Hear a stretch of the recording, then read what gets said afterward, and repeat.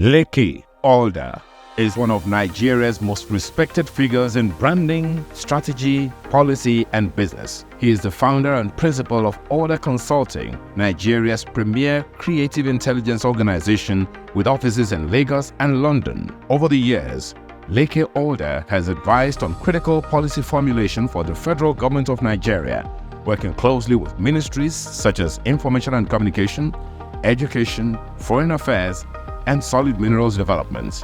He is a trusted advisor in the global business landscape and has represented Nigeria on the world stage, serving on the board of the Nigeria Extractive Industries Transparency Initiative (NETI) and playing a pivotal role in Nigeria's hosting of the World Economic Forum on Africa. Leke Alder's thought leadership has been sought at some of the world's most prestigious forums, including Harvard Business School, Wharton Business School, and Kellogg School of Management. Leke Alder is an accomplished author and philanthropist. He supports 9 orphanages through his Leke Alder Foundation and has provided food aid, medical finance, and scholarships to over 150,000 individuals. Leke Alder's contributions span diverse fields, yet his work is unified by a commitment to empowering people and promoting excellence in leadership. Coming up now, ladies and gentlemen, is our next speaker at the Excellence in Leadership Conference ELC 2024, Leke Alder. Thank you. Thank you. Can you hear me? Please be seated. Please be seated. Thank you to all those who prayed for me and are still praying for me, I hope. Now, we're talking about leadership this morning, and one of the most difficult things in my line of work is definition. But for you to understand what I'm going to be doing today, I want to teach leadership from a backward perspective, word opposite that perspective. So if I tell you white, what do you think I'm talking about? Okay, now can somebody from our school, one school, I want a very tall lady from a school and a very small man from a school.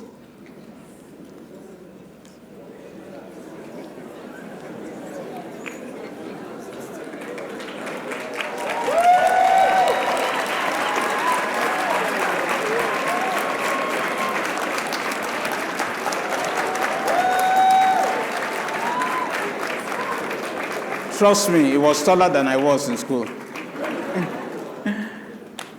Okay.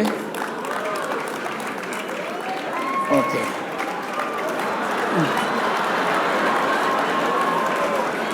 It's unfair, isn't it? Okay.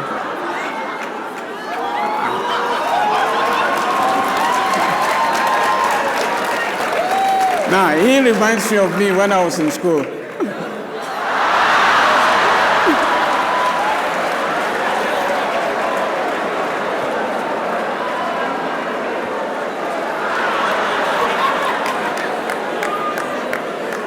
Do you know what a satire is? You know what a satire is? Can I have the definition of satire? It's a way of criticizing people or ideas in a humorous way, especially in order to make a political point or a piece of writing. Writing uses this style. So I'm going to be speaking in satire, okay? Now, if I say, what's your name? Joshua. Joshua. If I say Joshua is so tall, he married a short woman, what will you say that is? It's satire. It's irony, isn't it? Satire. Okay, what's your name? Testimony. Testimony. You shall bear testimony today. Okay. What's your name? Realton. Now, if I say Realton is so short, she's not as tall as Testimony, what will you say? Satire. Isn't that so? What's your name? Samuel. Samuel. That's my name. That's Dr. Sam's name as well. How much are you going to pay me for intellectual property? I came first, aren't I? How old are you? 15. Oh my God.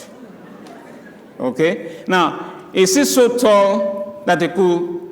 How are they going to kiss on the day of marriage? We're going to give him a stool, isn't it? Okay, so thank you all for... I just want to introduce you to Let's Say Satire. So look it up. Give them a round of applause. Thank you, sir. Thank you.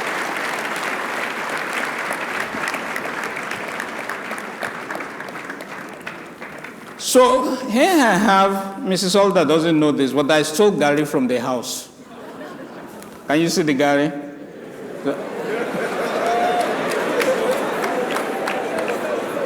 Now, the reason is, just in case Pastor Leke is not around, and I'm left with Pastor Sam, he may not feed me. So I brought my Gary. Now, Gary is a rare commodity, and I'm going to use it to illustrate something to you. When I was in secondary school, we used to call it barium sulfate. That's the formula on the screen. Okay? Now, there's a country. I'm going to start by giving you an illustration of a country, and I want you to just follow my reasoning. Remember, Satire what?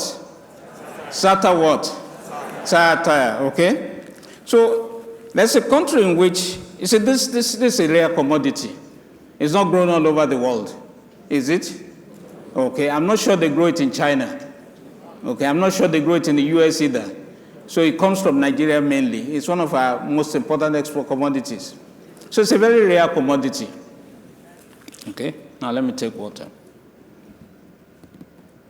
Oh yeah, clap for me now. I'm taking water.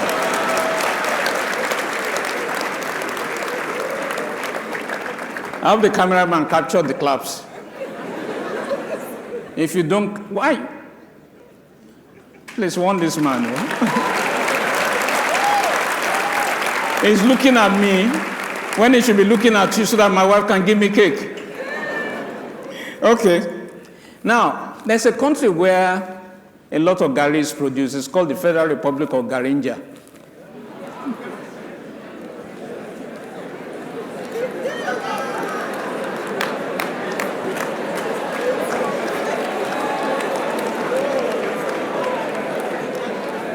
Hey, the title of this talk is The Innovative Leader, isn't that so? So if I'm going to speak to you and I'm going to take leadership position, I have to be innovative, won't I? So there's Federal Republic of Garinja. Now, Garinja is so rich in Gari, so rich, and mineral resources, at least 42 mineral resources in that country. I know some of you think you know the map of Africa, but I'm telling you the new map of Africa is approved by the UN. Now, even though there's a lot of Gari in that country, for some reason, 70 to 80% of the people are hungry. So there's plenty of Gari, but not everybody is fed. And the IMF, UN, all that trilateral relations countries are wondering what is the cause of hunger in Garinja. They've tried everything since 1960, it's never worked. And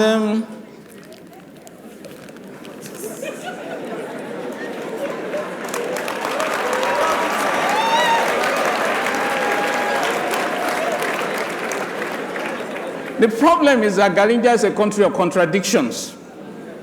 Okay? It's a democracy, but it's not a democracy because ballot boxes are snatched. It operates a federal system of government, but it's not a federal system of government. It's like unitary system of government. It's a capitalist economy, but it's a socialist economy as well. It is divided into regions, but they don't practice regionalism. In short, Garinja is what? A paradox. The people of Garinja are quite intelligent, and you can tell when you go there. But they are not community-wise. They're intelligent individually, but they can't organize themselves politically for the prosperity of all. But the reason that the World Bank, the IMF, and other international institutions cannot make sense of Garinja is because they are not cognizant of the political ideology of Garinja. You see, every nation has a political ideology. For US, it is capitalism. For Russia, it is communism. For China, it's communism stroke socialism. But for Garinja, nobody knows what it is.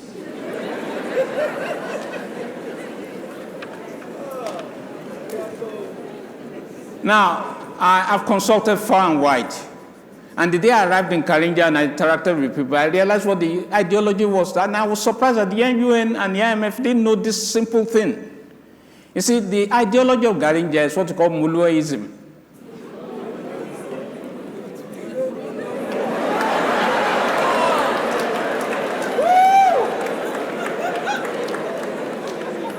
How many people have been inside the Mulue? I thought you guys were going to pretend. I have never been in a Molue before. If I've ever been inside one, may God bless me. Now, a Molue is the name itself, particularly just the train that is on the rail track and is Molueing everything. It's destroying everything in its way. And have you noticed, I know you've never been to Garinja, have you?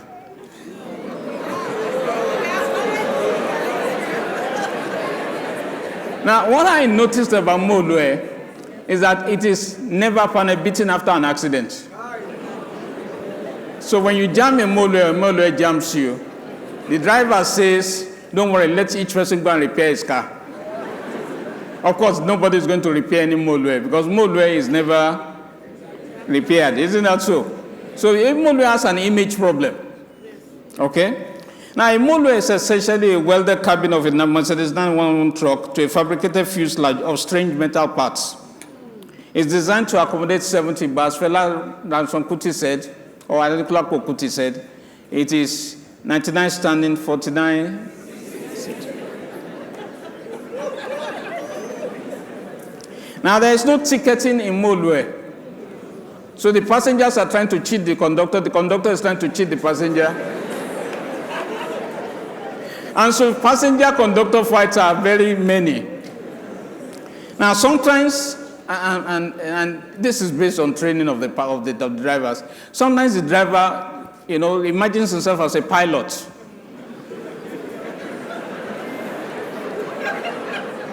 So when he imagines himself as a pilot, he flies off Third Mainland Bridge. Molue is the original weapon of mass destruction. Now, here's another irony. Molues are painted yellow on the outside, even though it's dark within. So when you enter Garinja, it's an ideology thing. When you enter Garinja, it is dark within, but if you step out of the country, it's sometimes sunshine yellow. Which explains why Garinjaites do very well abroad, but are stifled at home.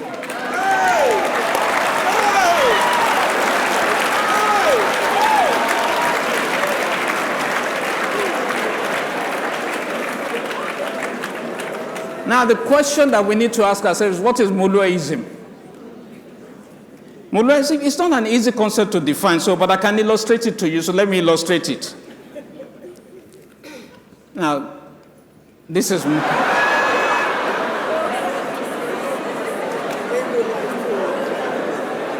Why are you guys laughing? Please clap for me now.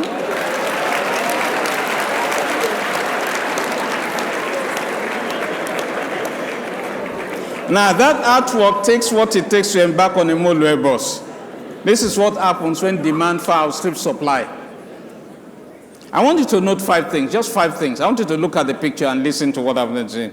Can you see the man going through the window? Yes. Okay, so write down the man going through the window. Now, can you see a woman splayed on the floor, on the ground? Yes. Did you see the oranges splayed on the ground? Yes. Okay, I'm going to tell you why. Can you see the pickpocket? Yes. The man in green is the pickpocket. Now, can you see the driver? Okay, so that is also important for you to note.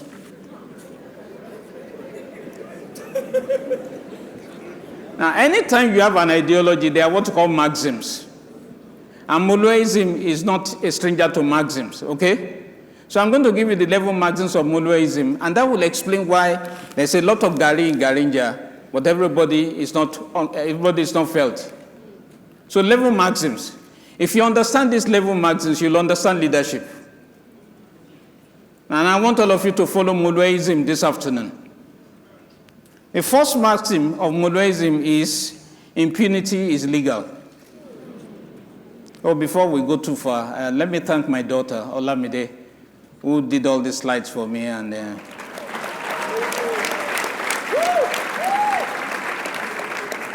she's a brand consultant. Everybody in my family is a brand consultant or branding something. My father was, I am, my son is, my daughter is, my wife is. Okay. So the first maximum of Moloism is impunity is legal. Impunity is legal. It is illustrated by the man climbing into the bus through the window. Impunity knows no bounds, no limits. It is not interested in decorum. We see the sculpture of impunity during elections in Ghana. Ballot boxes are snatched and destroyed in broad daylight. They don't even wait for the night. Local government secretariats are burned down when it doesn't go your way. A man once tried to stop collation of election results on presidential election results live on TV.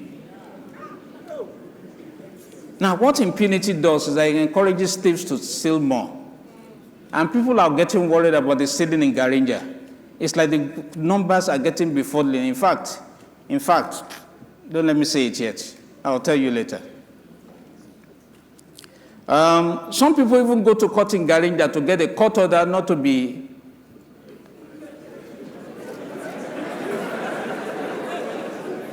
How do you get a court order not to be investigated by the police?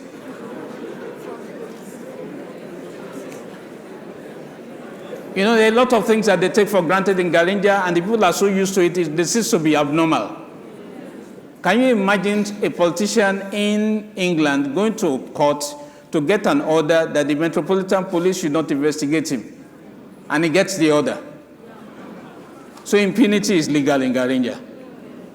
Number 2, might is right. Indeed, might confers rights. This is why a big man can lock up someone in the police cell without any due process, without any charges.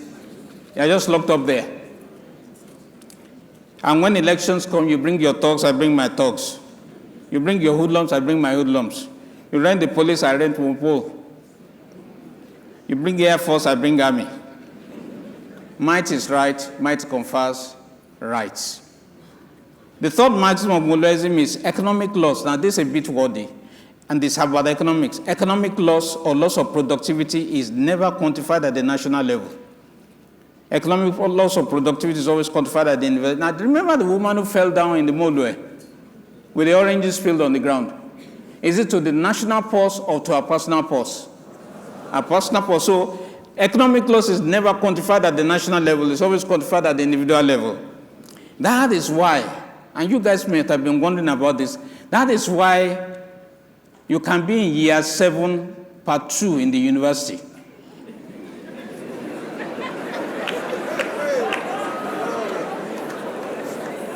You know how it is when the lecturers go on strike, year after year after year. Is it a national loss or is it a personal loss? It's a personal, the economic value or loss of productivity is never quantified at the individual level. Okay?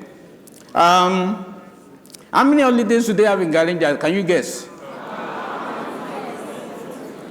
Okay, so if a national holiday falls on weekend, what do you think they do? Do you see what I mean now? Economic loss is never quantified at the national level. It's always quantified at the what? Individual level. So the state doesn't compute those losses, because if you compute those losses, you are running to trillions of naira. So they love holidays in Garinja. They even celebrate democracy twice.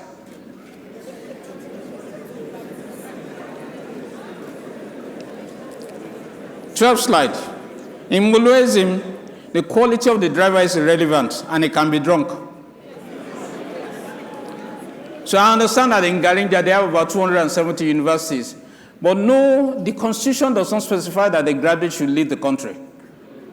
It doesn't matter what your qualification is. In fact, you don't need to pass your WAEC, from what I learned about Garinja. All you need to do is to sit for the exam. So you can have F parallel and become president.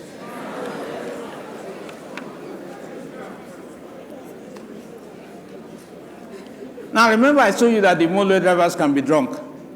Now in Garinja, when the drivers are waiting for embarkation, when people are embarking, the driver sits with the ogogoro seller and gets drunk. Okay? So, because that driver can become president, what now happens is what we call policy incoherence. So you can go to bed one night and be a legitimate importer of furniture and wake up the next morning and you have been banned. And while you are setting up factories to locally manufacture, what happens? They unban you again. So there's policy incoherence. because the driver of Molue is allowed to take Ogogoro. Number 5. In Molueism, national image is irrelevant. This is typified by the battered Molue bosses. Molues are never panel beaten. National identity, see, let me explain. If you've been traveling and you get to an international border, you see the American. It's almost like you say, hey, this is me, American, this is my passport, and they say, okay, pass through. Then a British person comes, say, oh, I know you, please pass through. Then a Garinja comes, step aside. So you are guilty until you prove your innocence. So because of the policy incoherence, the young people are Japaning. Number 6. In Molueism, vision doesn't matter. After all, Molue was had the avid lights. So nobody can ask where the Molue is going, especially in the night. Navigation is by intuition.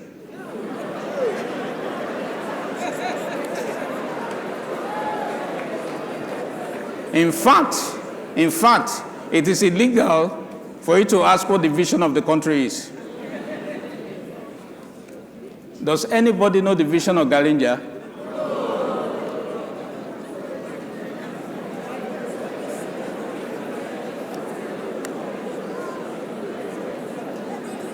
Okay, number 7.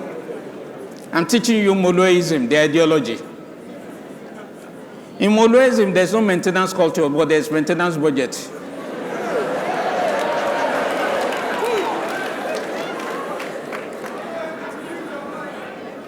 None of the Gari processing factories work. So they import Gari.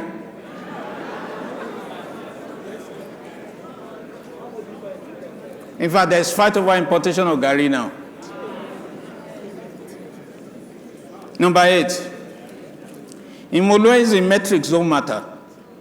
Molues have no dashboard. When they have dashboards, it never works. So the driver doesn't know at what speed it's going. He doesn't know whether there's oil. He doesn't know whether there's petrol.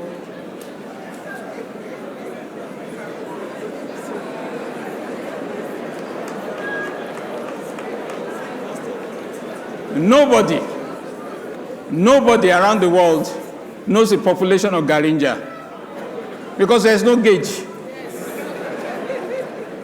Nobody knows how many children are born per year. In fact, let me tell you, nobody knows how much Gari is produced in Garinja in a year. So what they do is that they just use guesswork. Because if you don't have statistics, how can you plan? So if you have so many children that are being born, then you have to invest in what? Secondary schools, primary schools, and things like that. Isn't that so? As these children are growing, what do? You invest in power.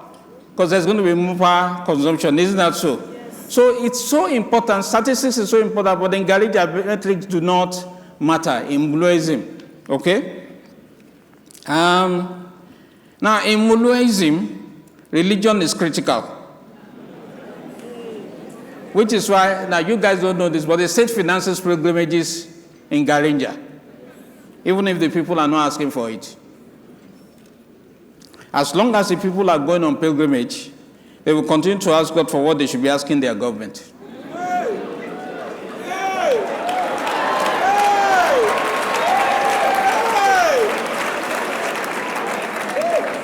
And sometimes elected representatives have assumed the principles of God. They want the village people to come and be begging them for what is rightfully theirs. So who is God? The politicians are smart. I understand, I've not verified this myself because I've never seen it. I understand that they visit churches and mosques every 4 years or so to procure prayers and secure votes. They know religious people feel very honored with their presence. They also know that the people have short memories. They don't remember promises made by God, not to talk of politicians. They are too hungry, and hunger affects memory.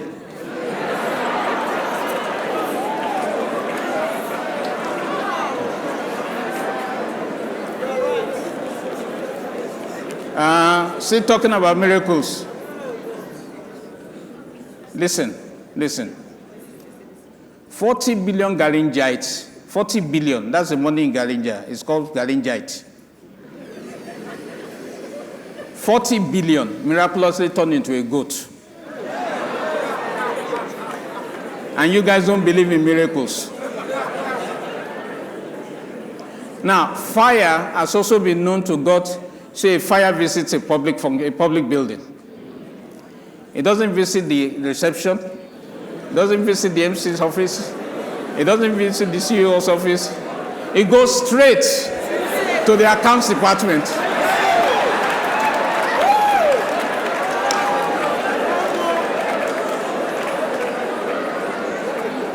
I have been a Christian since 1981. I have never seen that kind of miracle in my life. God of Garinja.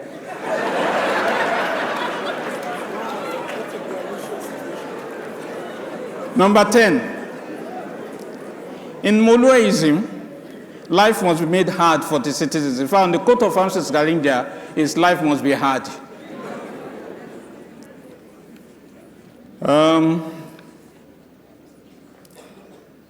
You see, when you make life hard, it will make the citizens to appreciate government. And so when you're applying for passport, it must be hard. You want to sit for exam, it must be hard. To get driving license, it must be hard. I didn't say so, you said so. In fact, to vote during elections, can anybody convince me why we shouldn't be voting on our phones? We do all our money transfers on phone, don't we? Yes. We check our health on phone, don't we? Yes. What don't we even worship God on phone, don't we? Yes. But we cannot vote on. Who told you that we don't worship God on phone? We do now. Some of us don't go to church on Sunday and we put on our phone. Yes. And we see Pastor Sam preaching. Yes. And so we worship God on phone. The only thing that we cannot do on phone is vote. Now, let me talk to the 30-something-year-olds here. If you are 30 and below, or just started something else, see, the future of Garinja lies in your hands. And if you don't demand voting by phone, you are going to be robbed of your constitutional rights. Because why are you spending a whole day at the polling booth when you can just spend 5 minutes? And why can't the results be collated live? I should set up centers where collation. The same way, isn't Twitter live? If you like Twitter, what happens? You are seeing the results live. Yes. So why can't we go to Elon Musk and ask him, how do we configure this so that as we are all voting, everybody can see the votes live?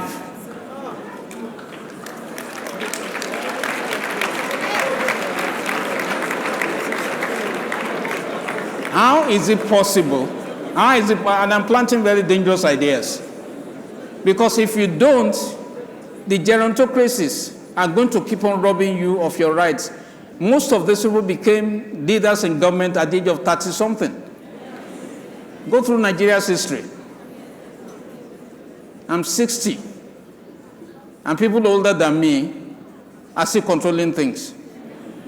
Whereas the young people constitute the majority of the country, how does it make sense that they're not represented in government? But I'm not saying anything.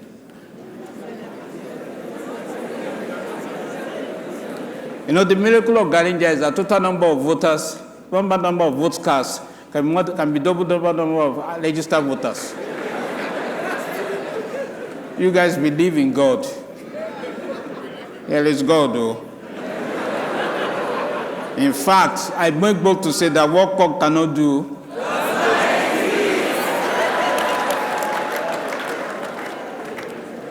now, because life is made out for the citizens, what happens on the road? There's road rage. You see people that deliberately want to bash people's cars and in anger and everything. Do you think those people are normal? It's not normal. They should go for counseling and psychological tests. So there are a lot of mad people in Garinja.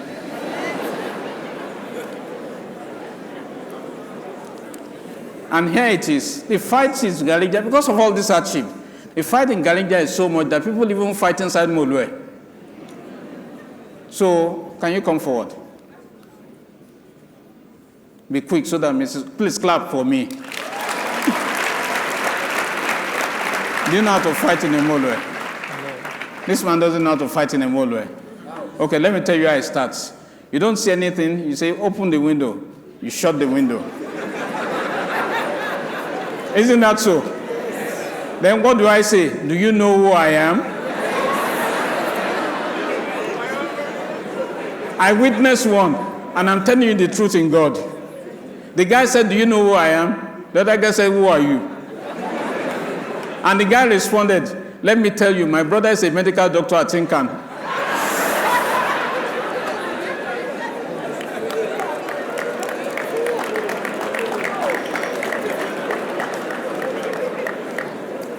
Okay. So in Molweism, we're still learning the ideology. You've learned capitalism, you learned socialism, you learned communism. So you are learning Molweism, okay? Okay. In Molweism, moral values don't matter. And history does not matter. Children cannot be taught moral values and history in school. In this way, there's no yardstick of measuring the character of criminals. And because the people have no idea of history, they don't know where they're coming from. This ensures that the people keep on voting the wrong people into power. So the people suffer memory loss. So when somebody has put them through horrors, they revote the person continuously, right? Because they have short-term memory loss. Do you understand? Okay. So now that you have the 11 maxims of Garinja, let's try and define what leadership is in Garinja. And let me explain to you so that you don't think that what I'm saying is strange. You've never been to Garinja, have you? Okay.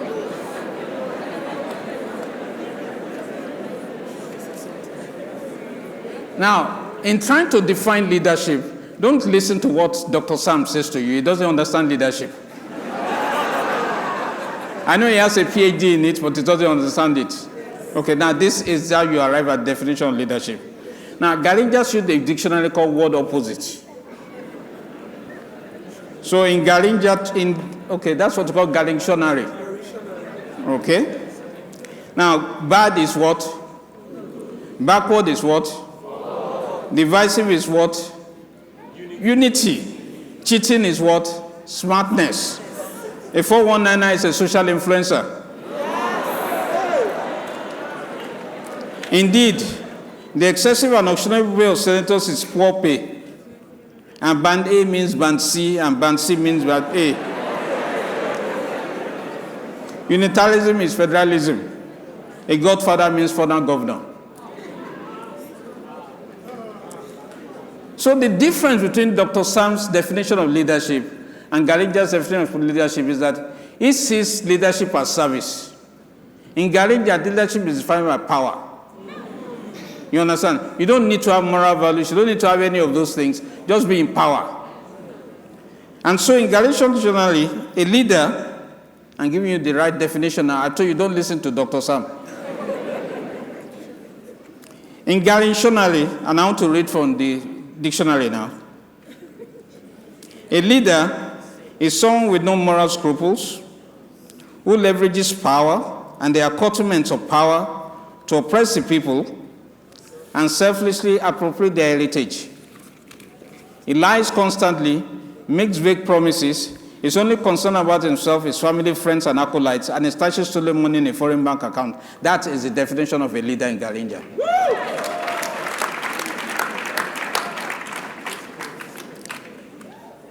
Now, if you ask for the definition of leadership in, say, England or America or Singapore, they'll probably translate you that leadership translates vision into reality, and that a leader is an inspirational figure who, through personal example, influences, guides, and inspires a collective for the good of all and generations yet unborn.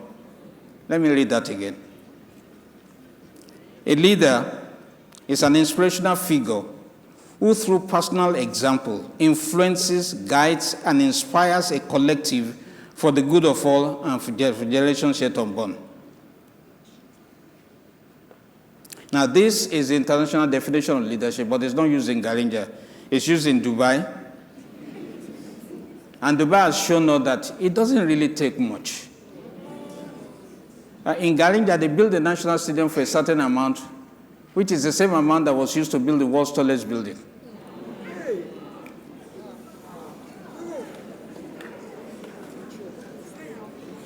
And we have seen that it is possible to transform a nation in a generation. It doesn't need to take 100 years. Dubai did it in less than 100 years. In fact, the first time I went to Dubai, I saw the bus stops had air conditioners. I came back sad.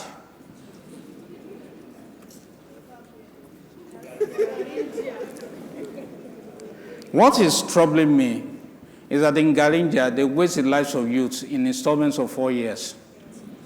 So their hope is raised up 4th year, then it's dashed the next year until the 4th year again, then it's waste. They just waste their lives in 4 years. Installments. Calculate your age and divide it by 4. And you see the level of waste. You can plot your graph.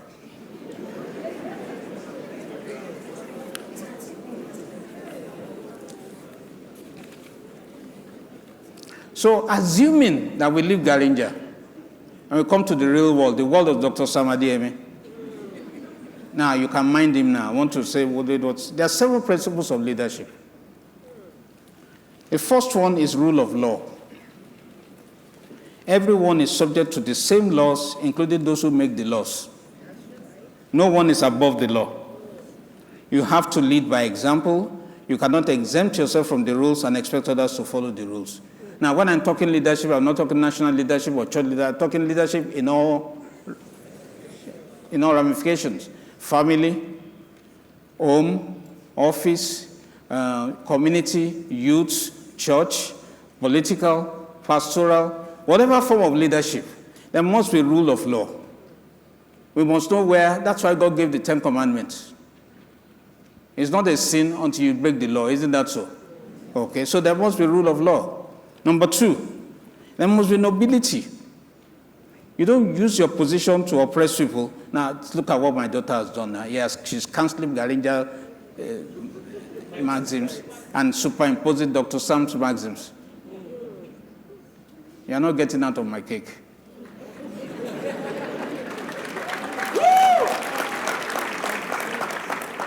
So number 2, mobility. You do not use your position to oppress people. You are honest and you have integrity. You understand people you are leading and take them into consideration when you make decisions. Number 3, accountability. You understand what it means to be accountable for your decisions and actions. Now go and study the history of banking in Garinja. A lot of the banks that failed was because there was no accountability at the top. So there was a lot of insider trading, insider loan agreements, and all sorts of things. And what happens? The banks just got wrecked. You can't have a system that has no accountability and expect it to succeed. I don't care what it is, a small company, an SME, a corporation, a big organization, it won't work. What we will do is that you'll have individual sovereignty, where individuals become sovereign, and they block every other person. If you are working in the office and your desk is it's a bottleneck, you are a Garinjite. Okay? You understand accountability and foster growth, and you are an effective leader. To be an effective leader, you need to learn from your mistakes. You will make mistakes. There's no young man or woman who doesn't make mistakes. If you don't make mistakes in 40 years, your name must be Jesus. Number 4, qualification. You must be qualified for the position that you're undertaking. You don't promote yourself to incompetence.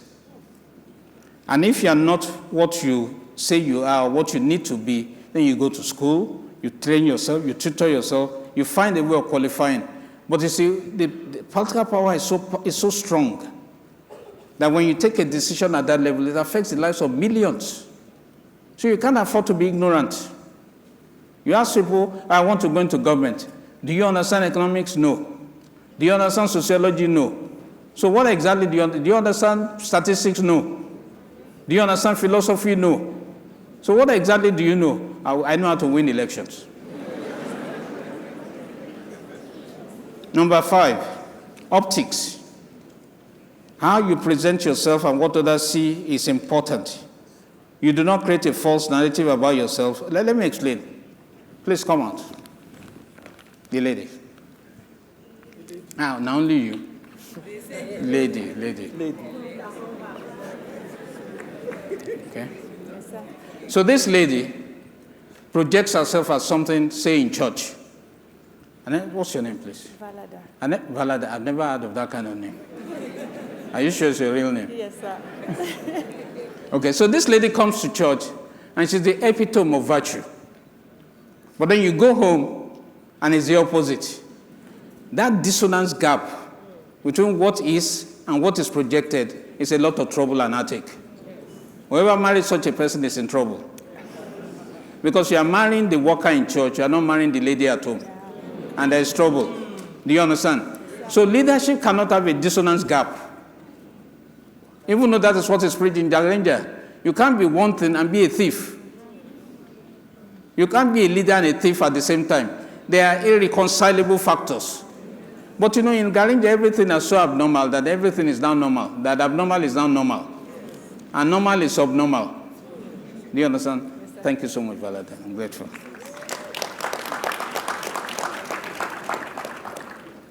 Number 6, you have to have vision. A vision of a roadmap is a roadmap for where you want to go. If you have a vision, if you have no vision, you are simply going around in a no man's land. And you know, in the land of the blind, the one-eyed man is king. What happens when everybody is blind, but everybody thinks that somebody has one eye?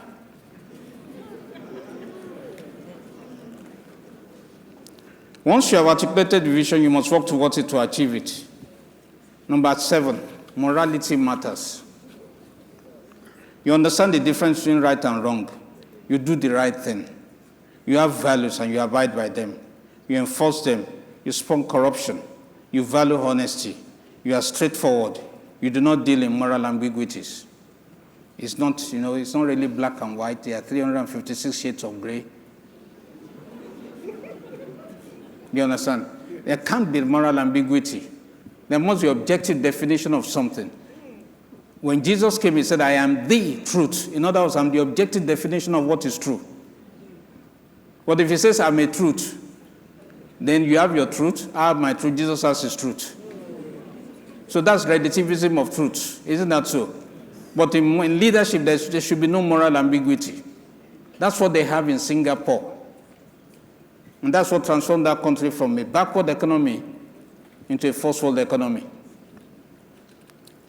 So what are the factors militating against leadership? I just want to reel those off so that you can understand, and then I will go and sit down. The first factor that militates against leadership for young men and women is fear of success. There are those who are afraid of success. The second one is fear of exposure. You like your privacy so much, you don't want to be investigated, you don't want to be spoken about, you don't want to be tweeted about. You can't be a leader and not have that. Number 3, fear of inadequacy. Number 4, fear of accountability. Number 5, fear of death. They will kill me. And then low self-esteem. And lastly, imposter syndrome. When you think everybody is better than you, and you are the only one who is not good. So, the big question I want to ask is, in your home, in your business, in your profession, which leadership model do you subscribe to? Garinja or international? I want to thank you so much for listening. God bless.